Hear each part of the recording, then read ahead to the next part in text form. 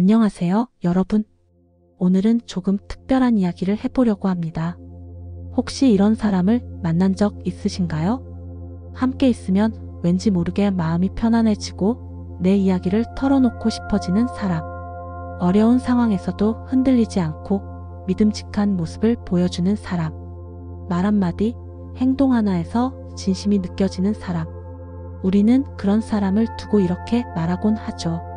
참 한수위인 사람이다라고요. 여기서 말하는 한수위는 단순히 지위나 능력을 의미하는 게 아닙니다. 그 사람의 말과 행동, 태도에서 뿜어져 나오는 깊은 신뢰감과 존중의 태도를 말하는 겁니다. 그런데 이런 사람들은 타고나는 걸까요? 저는 단호하게 말씀드릴 수 있습니다. 이들은 특별한 재능을 타고난 것이 아니라 아주 평범한 일상 속에서 말과 행동, 태도를 의식적으로 갈고 닦은 사람들입니다. 오늘은 바로 그 한수인 사람들이 가진 7가지 공통점에 대해 이야기해 보려고 합니다. 7가지 덕목을 우리 삶에 적용한다면 우리 또한 모두에게 깊은 신뢰를 주는 사람, 다시 보고 싶은 사람이 될 수 있을 겁니다. 자, 그럼 첫 번째 공통점부터 함께 살펴볼까요? 가장 먼저 이야기해 볼 것은 바로 뛰어난 공감 능력입니다. 공감이라는 단어를 들으면 어떤 생각이 드시나요? 아마 대부분의 사람들은 나도 알아라고 말하는 것이라고 생각할 겁니다. 하지만 진정한 공감은 그보다 훨씬 깊고 섬세한 영역에 있습니다. 불교에서는 공감은 관계의 뿌리라고 했습니다. 뿌리가 튼튼해야 나무가 흔들리지 않듯 공감이야말로 모든 관계에 흔들림 없는 기반이 됩니다. 부처님께서는 자비희사라는 4가지 무량심을 강조하셨는데 이 중 자와 비가 바로 공감과 직결되는 마음입니다. 자는 모든 존재가 행복하기를 바라는 마음이고 비는 모든 존재의 고통을 덜어주고자 하는 마음입니다. 이 2가지 마음이 바로 타인의 기쁨과 슬픔에 진심으로 반응하는 공감의 원천입니다. 뛰어난 공감 능력을 가진 사람들은 단순히 상대방의 말을 이해하는 데서 멈추지 않습니다. 그들은 상대방의 기쁨과 슬픔을 마치 자신의 것처럼 느끼고 상대방의 감정 아래 숨겨진 진짜 마음을 헤아리려 노력합니다. 그렇다면 진정한 공감은 어떻게 발휘될까요? 여기에는 3가지 단계가 있습니다. 첫 번째, 적극적 경청입니다. 단순히 듣는 척하는 것이 아니라 상대의 눈을 보며 고개를 끄덕이고 그래서 어떻게 되셨어요? 그때 기분이 어떠셨어요? 와 같은 질문을 던지며 대화에 몰입하는 겁니다. 이것은 마치 상대의 이야기를 거울처럼 비춰주는 행위와 같습니다. 부처님께서는 말씀하셨습니다. 다른 이의 마음에 귀를 기울이면 그 안에서 너의 마음을 발견할 것이다. 경청은 곧 자기 자신을 성찰하는 과정이기도 합니다. 2번째, 감정의 반영입니다. 상대가 오늘 정말 힘들었어라고 말했을 때 정말 힘드셨군요. 많이 지쳐 보이세요? 라고 그의 감정을 언어로 되돌려주는 겁니다. 이 간단한 행동만으로도 상대는 내 감정을 이해받고 있구나라고 느끼게 됩니다. 이는 불교에서 말하는 일체유십조의 원리와도 연결됩니다. 모든 것은 마음먹기에 달렸듯 상대의 마음을 읽고 그 마음을 인정해주는 행위는 상대방의 마음 상태를 긍정적으로 변화시키는 시작점입니다. 3번째, 진심 어린 반응입니다. 저도 그런 적이 있었는데 정말 힘든 시간이었죠 라고 자신의 경험을 덧붙이는 것도 좋지만 더 중요한 것은 상대의 상황을 존중하고 격려하는 겁니다. 그래도 잘 버텨내셨네요. 대단하세요 와 같은 말 한마디가 상대에게는 큰 위안과 힘이 됩니다. 이처럼 공감은 타인의 마음을 헤아려 그들의 고통을 덜어주고 행복을 더해주는 자비와 같은 행위입니다. 공감은 타인을 이해하는 문을 여는 열쇠입니다. 이 문을 통해 우리는 서로의 마음속으로 들어갈 수 있고 그 안에서 진정한 연결과 신뢰를 쌓아갈 수 있습니다. 이제 2번째 공통점으로 넘어가서 말보다 행동으로 신뢰를 쌓는 것에 대해 이야기해 보겠습니다. 말은 누구나 쉽게 할 수 있습니다. 내가 다음 주에 꼭 도와줄게. 내가 한번 알아볼게요.와 같이요. 하지만 진정으로 한수 위인 사람들은 그 말을 행동으로 증명합니다. 말과 행동이 일치할 때 그 사람은 비로소 신뢰의 아이콘이 됩니다. 공자께서는 행동이야말로 말의 진실성을 증명한다고 했습니다. 이 명언은 오늘날에도 여전히 유효합니다. 말만 번지르르한 사람에게는 잠시 호감을 느낄 수 있지만 결국 그들의 말에 대한 믿음은 사라지게 마련입니다. 반면 말보다 행동이 앞서는 사람은 작은 약속 하나도 허투루 넘기지 않습니다. 그들의 한결같은 행동은 강력한 신뢰를 구축하는 가장 효과적인 방법입니다. 불교에서도 업을 강조합니다. 업은 단순히 행위를 넘어 말과 생각까지 포함하는 모든 의도적인 행위를 의미합니다. 말만 하고 행동이 따르지 않는 것은 말의 업을 제대로 쌓지 못하는 것과 같습니다. 말과 행동이 일치할 때, 즉 언행일치할 때 우리는 비로소 선한 업을 쌓아갈 수 있습니다. 이러한 업은 신뢰라는 열매를 맺게 합니다. 한번 생각해 보세요. 우리는 왜 어떤 사람에게는 기꺼이 중요한 일을 맡기고 어떤 사람에게는 사소한 부탁조차 망설이게 될까요? 그 차이는 바로 행동의 일관성에서 비롯됩니다. 예를 들어 회의 시간마다 이 프로젝트를 성공시킬 아이디어가 있습니다. 라고 외쳤던 사람이 막상 일이 시작되자 아무런 기여도 하지 못한다면 그에게는 더 이상 기회가 주어지지 않을 것입니다. 반대로 조용히 자신의 일을 묵묵히 해내며 약속한 결과를 기한 내에 보여주는 사람에게는 더 큰 신뢰가 쌓입니다. 행동은 말보다 훨씬 더 많은 것을 말해줍니다. 우리가 맺는 모든 관계 속에서 말의 책임을 행동으로 보여줄 때 우리는 진짜 한수위인 사람이 될 수 있습니다. 말은 한순간의 감정일 수 있지만 행동은 그 사람의 진정한 가치관을 보여주는 증거이기 때문입니다. 다음으로 이야기할 내용은 바로 상대의 가치를 인정하고 칭찬하기입니다. 칭찬은 고래도 춤추게 한다는 말이 있죠. 하지만 진정한 칭찬은 단순히 상대의 기분을 좋게 만드는 것을 넘어 그 사람의 잠재력을 일깨우고 스스로 빛나게 만드는 힘을 가지고 있습니다. 한수위인 사람들은 바로 이 힘을 알고 있습니다. 그들은 상대의 가치를 진심으로 인정하고 그것을 칭찬이라는 언어로 표현할 줄 압니다. 로마의 철학자 마르쿠스 아우렐리우스는 가치를 인정받을 때 사람은 빛난다고 했습니다. 마치 거울처럼 다른 사람의 진심 어린 인정과 칭찬을 통해 자신의 가치를 확인하고 더욱 자신감을 얻게 되는 것입니다. 불교 경전인 법구경에는 이런 구절이 있습니다. 누군가를 칭찬하는 것은 자신을 칭찬하는 것과 같다. 우리가 타인의 좋은 점을 찾아내어 칭찬할 때 그 순간 우리 마음속에도 긍정적인 에너지가 가득 차게 됩니다.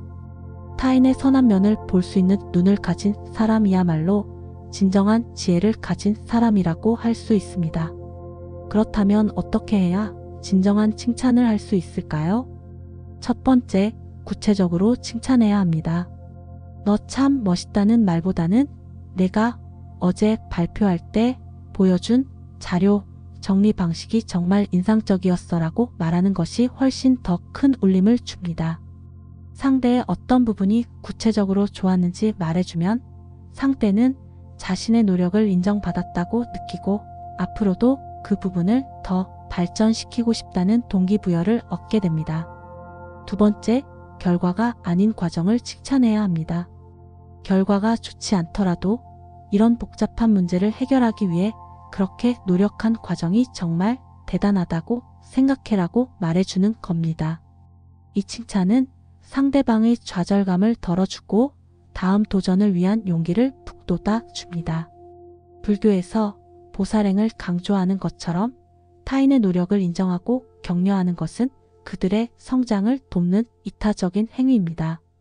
칭찬은 특별한 기술이 아닙니다. 상대의 좋은 점을 찾아냈고 그것을 진심으로 표현하는 마음입니다. 이 마음이 전해질 때 우리는 서로에게 빛을 비추는 존재가 될 수 있습니다. 이제 네 번째 덕목, 정성스러운 경청에 대해 이야기해 봅시다. 우리는 보통 듣는 것을 수동적인 행위라고 생각하지만 사실 경청은 아주 적극적이고 능동적인 행위입니다. 진정한 경청은 단순히 소리를 듣는 것을 넘어 상대방의 마음을 읽으려는 노력입니다. 부처님께서는 듣는 것은 마음을 이해하는 첫걸음이라고 했습니다. 불교에서는 정어와 정념을 중요하게 여깁니다.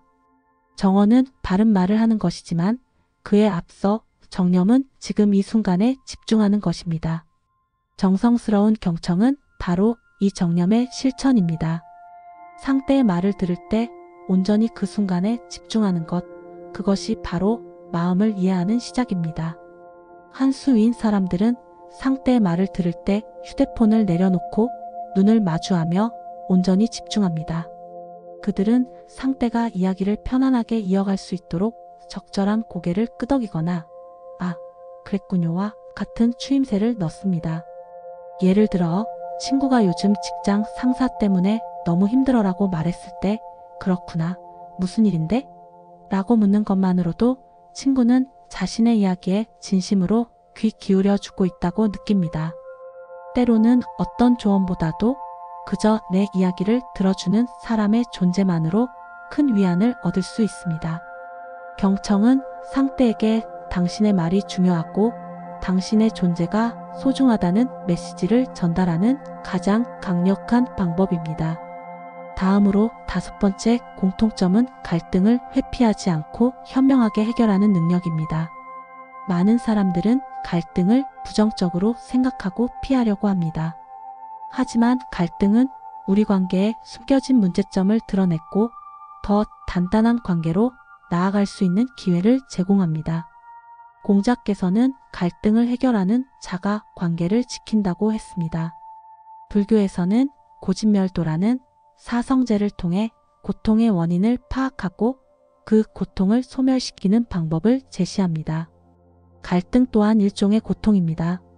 갈등을 회피하는 것은 고통의 원인을 직시하지 않는 것과 같습니다. 한 수위인 사람들은 갈등의 원인을 파악하고 이를 해결하는 길을 찾음으로써 갈등을 소멸시키는 방법을 압니다. 한 수위인 사람들은 갈등 상황에서 감정에 휩쓸리지 않습니다. 그들은 감정을 잠시 내려놓고 문제의 본질에 집중합니다. 그리고 다음에 세 가지 단계로 갈등을 해결하려 노력합니다. 첫 번째, 자신의 감정을 솔직하게 표현하되 상대방을 비난하지 않습니다.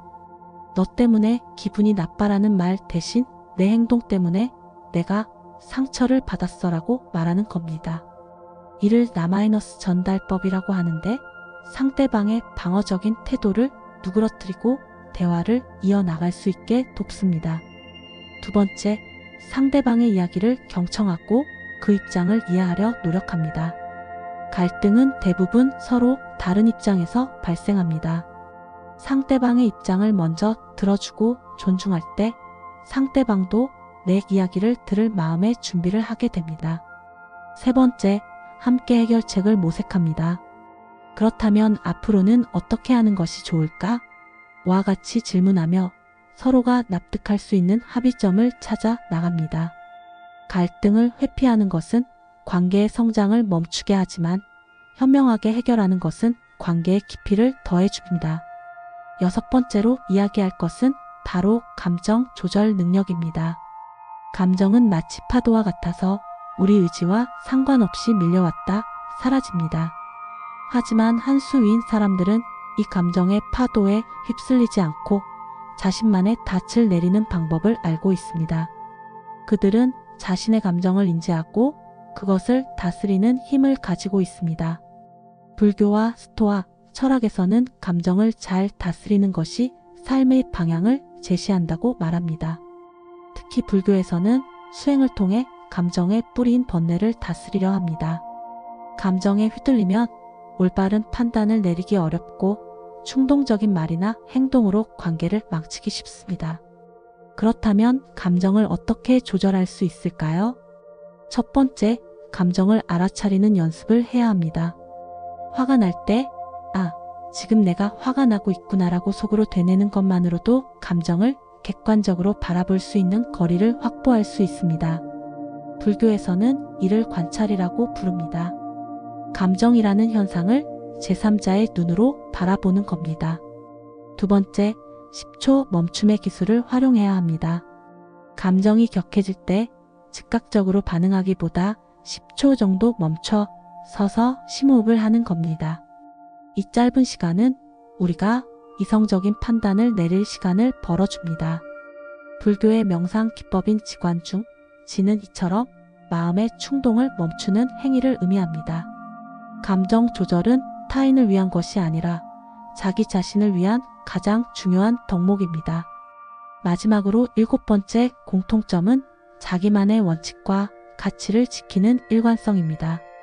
한수 위인 사람들은 자기만의 뚜렷한 가치관과 원칙을 가지고 있습니다. 그들은 어떤 상황에서도 자신이 옳다고 믿는 원칙을 굳건히 지킵니다. 불교와 스토아 철학이 말하는 것처럼 흔들리지 않는 원칙은 우리 삶의 나침반이 되어 줍니다. 불교에서는 계율을 강조합니다. 계율은 단순히 종교적 규칙을 넘어 올바른 삶을 살아가기 위한 도덕적 원칙을 의미합니다. 이 원칙을 지키는 것은 흔들리지 않는 자아를 구축하고 진정한 자유를 얻는 길이라고 가르칩니다. 예를 들어 아무리 친한 친구라도 부정한 방법을 제안했을 때 나는 그렇게 할 수 없어 라고 단호하게 말하는 용기. 모두가 부정적인 말을 쏟아낼 때 그럼에도 불구하고 상대의 좋은 점을 찾아내 긍정적인 메시지를 전달하는 태도. 이런 일관된 모습들은 주변 사람들에게 깊은 존경과 신뢰를 얻게 합니다. 일관성은 단순히 고집을 부리는 것과는 다릅니다. 이는 내가 어떤 사람인지 스스로에게 그리고 타인에게 끊임없이 증명하는 과정입니다. 자, 지금까지 한수 위인 사람들이 가진 7가지 공통점에 대해 이야기해 보았습니다. 뛰어난 공감 능력, 말보다 행동으로 쌓는 신뢰, 상대의 가치 인정, 정성스러운 경청, 갈등 해결, 감정 조절, 그리고 일관성. 이 7가지 덕목을 실천하는 것은 결코 쉽지 않을 겁니다. 하지만 이 덕목들을 부모와 자식 관계에 적용해 본다면 그 효과를 더욱 크게 느낄 수 있을 겁니다. 자식에게 안정감을 제공하는 부모는 감정 조절 능력을 통해 어떤 상황에서도 흔들리지 않는 모습을 보여줍니다. 또한 진정성 있는 칭찬과 경청을 통해 자식의 자존감을 높여주고 서로에 대한 신뢰를 강화합니다. 결국 이 모든 덕목은 우리를 늘 보고 싶은 부모이자 어떤 관계에서든 존경받는 한수 위인 사람으로 만들어 줄 것입니다. 가장 중요한 것은 거창한 변화를 시도하는 것이 아닙니다. 오늘부터 이 7가지 덕목 중 딱 한 가지만이라도 의식적으로 실천해 보는 것은 어떨까요? 작은 실천이 쌓여 우리의 삶을 그리고 우리가 맺는 모든 관계를 더 풍요롭고 깊이 있게 만들어 줄 것입니다. 오늘 이야기가 여러분의 삶에 작은 울림이 되었기를 바랍니다. 감사합니다. 마음에 드셨다면 구독과 좋아요를 눌러주세요. 여러분의 작은 응원이 더 좋은 콘텐츠를 만드는 데 큰 힘이 됩니다. 오늘 나눈 이야기가 주변 사람들에게도 도움이 될 것 같다면 공유도 잊지 말아주세요. 우리는 다음 영상에서 더 유익한 이야기로 다시 찾아뵙겠습니다. 감사합니다.